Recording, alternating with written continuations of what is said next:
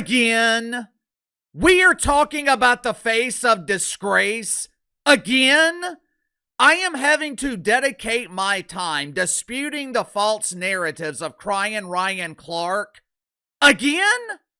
Someone who should have been fired by ESPN months ago. Someone who is absolutely worthless when it comes to drawing ratings.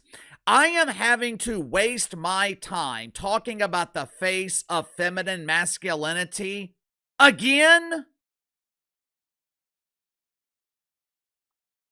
How many times will ESPN allow themselves to be humiliated before they part ways with Captain Doofus?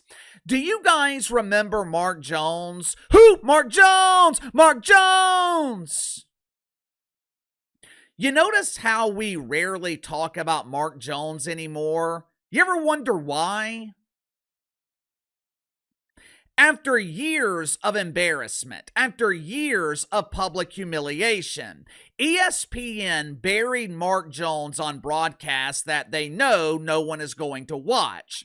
For NBA games, ESPN demoted Mark Jones to the C team, which I believe is responsible for broadcasting Summer League along with G League games during the regular season.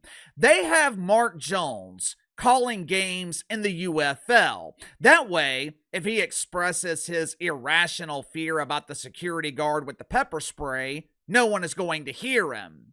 Oh no! That white man has pepper spray and I'm a black man! He might think I'm edible and spray me with that pepper seasoning!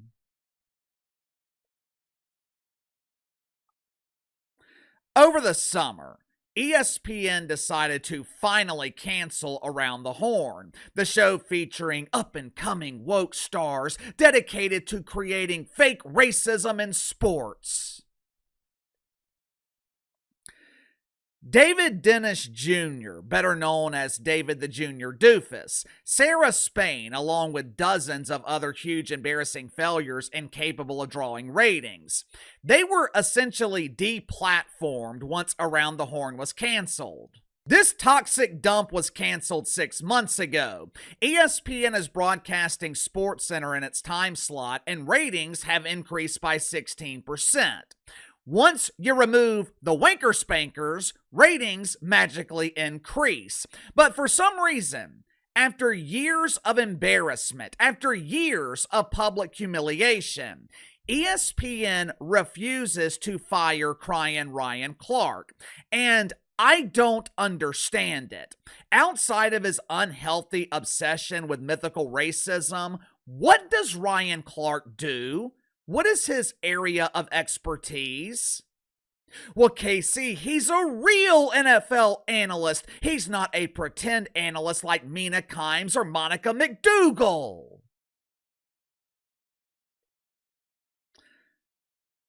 Mina Kimes might be a pretender, but at least she talks about football.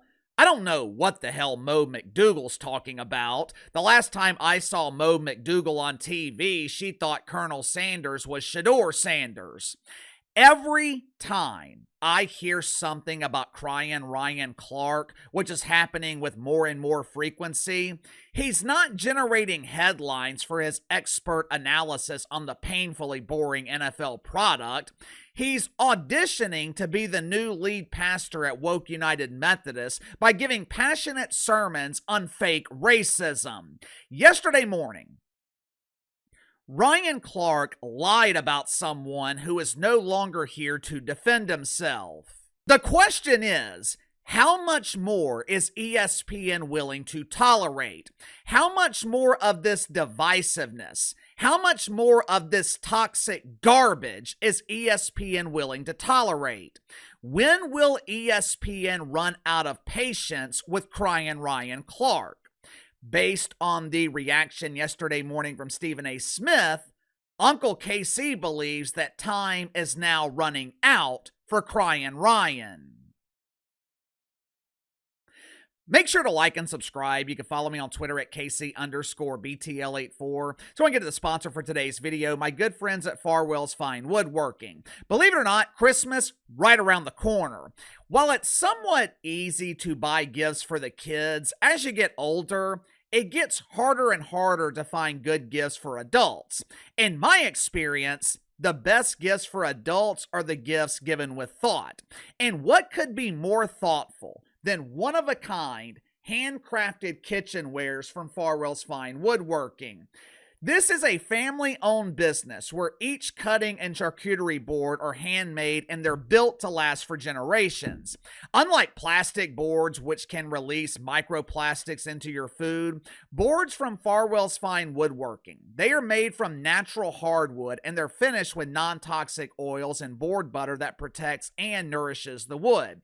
And they are 100% safe for food. No chemicals, no plastics, just the beauty of real wood made safe for your family and your kitchen table. Choose craftsmanship. Choose health. And choose something that is handmade, not made by a machine. By clicking the link in the description below, use my promo code BTL10, BTL10. Save 10% off your first purchase with Farwell's Fine Woodworking. Louisiana Governor Jeff Landry, he's pissed a lot of people off this week by involving himself and the state government with the football program at LSU. Instead of the athletic director hiring the new head coach, Jeff Landry is giving that responsibility to a board of doofus politicians. Obviously, this is no bueno. I don't want politics involved with sports. Hell, I don't want politicians involved with anything outside of government. Over the last few years, the disease of politics, it has infected sports and entertainment. And look at the end result. The country's never been more divided, and you can't escape this disease. My wife, she was watching the Love is Blind reunion last night on Netflix. Two of the women on the show, they allowed the same dude to fertilize their eggs with his seed. One of the girls claimed that they were Eskimo sisters. Immediately, the pronoun police were outraged. This is unacceptable. This is 2025. You're not allowed to say Eskimo anymore. It's highly offensive to Eskimos. It's a microaggression. Ah! Ah!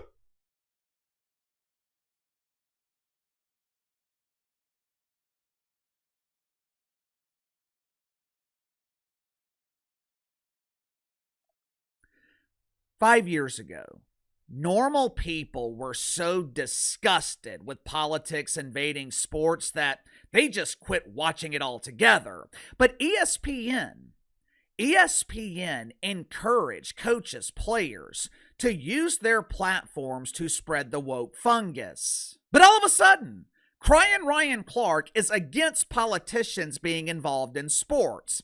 When a Republican is involved, when the Trumper is mentioned as potentially being involved, all of a sudden, Crying Ryan is outraged.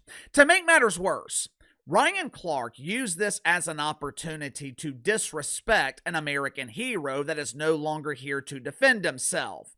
Ryan Clark once again took a sports topic and made it political. Are you noticing the trend of hypocrisy here? Jeff Landry is wanting LSU to honor Charlie Kirk by putting a statue of the American hero on campus. As a former player at LSU, Crying Ryan is once again crying. Charlie Kirk didn't even go to LSU. I sacrificed my life every Saturday on that field. How come they're not honoring me with a statue?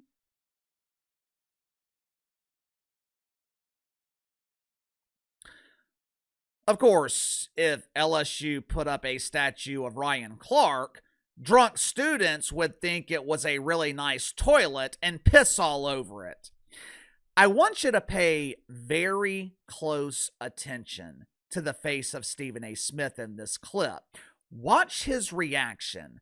Notice the absolute disgust on his face when Ryan Clark uses Stephen A's platform to disrespect Charlie Kirk.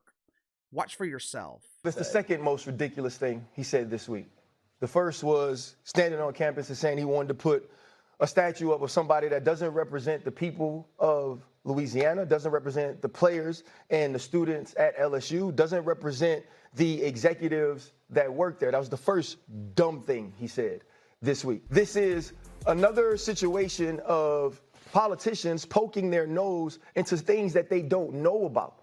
And I honestly believe it was so he can get in front of a microphone and say, look at this connection I have to the president, and he likes to pick winners so he could placate to somebody he idolizes. Obviously, normal people are outraged with this blatant disrespect of Charlie Kirk, mainly because Crying Ryan is once again intentionally lying. The Trumper won the state of Louisiana by 22 points.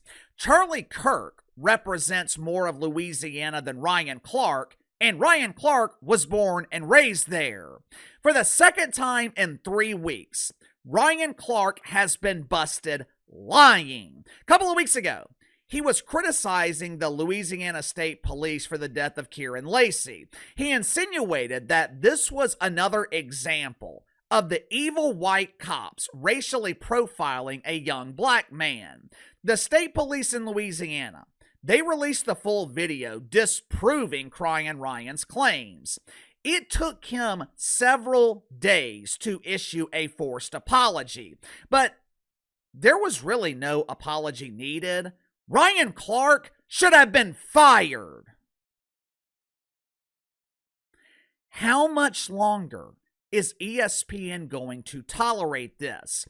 I could understand it if this were Pat McAfee. I could understand it if this were Stephen A. Smith. Certain people have the luxury of getting away with things. For example, Rush Limbaugh. He could do or say whatever the hell he wanted. He was the #1 radio show in the country for decades.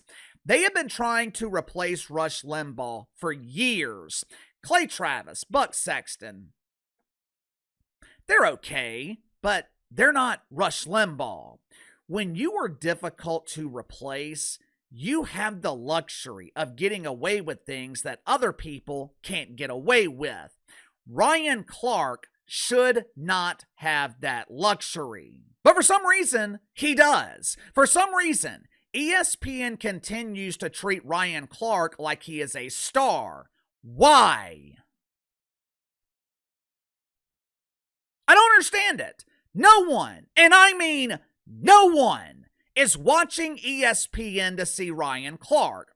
This dude is such an embarrassment. I would not be surprised if family and friends avoided him on television. In terms of ratings, Ryan Clark is worthless. If ESPN were an NBA roster, Ryan Clark would be the last man on the bench, and that's assuming that he was good enough to be in the league, which he's not. If ESPN were an NBA roster, Ryan Clark would be a scrub in the G League. So why in the hell does ESPN continue treating this dude like a star? There is no need for another apology. There is no need for another act of contrition. There's no need for Ryan Clark to be on camera wiping away feminine tears so it doesn't destroy his makeup. If you're ESPN, there is only one solution here. Get Ryan Clark off my TV. This dude should be fired. And don't make Uncle KC have to say it again. Sound off in the comments below. I'll see you guys later.